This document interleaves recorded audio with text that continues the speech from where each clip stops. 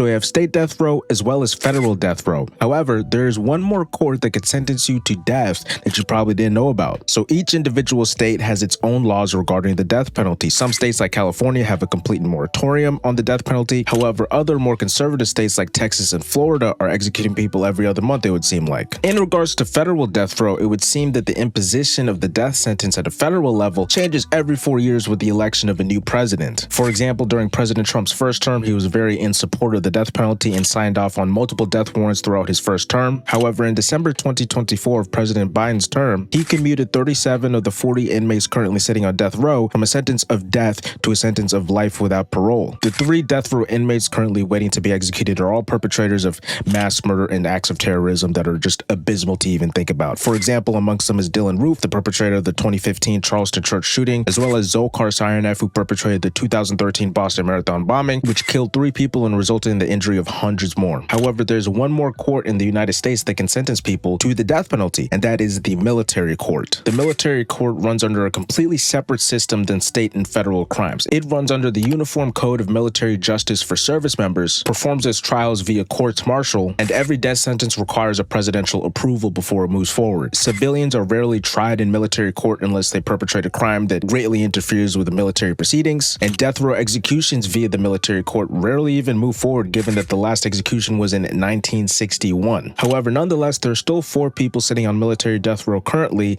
These are their names as well as the crimes that they committed to earn that sentence. Ronald Gray was convicted in 1988 for raping and murdering multiple women near Fort Bragg, North Carolina. His death sentence was approved by President George W. Bush in 2008. However, of course, he's still going through the lengthy death penalty appeals process. Hassan Akbar was sentenced to death in 2005 for the 2003 grenade and rifle killing in Kuwait, which killed 2 soldiers and injured 14 more. His case is also still undergoing appeals. Nidal Hassan was convicted in 2013 for the 2009 Fort Hood shooting, which killed 13 people and injured 32 more. His death sentence is still undergoing appeals. And last but not least, Timothy Hennis was sentenced in 2010 for the 1985 murder of a North Carolina mother as well as her 2 daughters. He was acquitted on state charges. However, he was recalled by the military to undergo a court martial and was sentenced to death again. His case is still undergoing appeals. But anyway, you guys let me know what you think in the comments down below.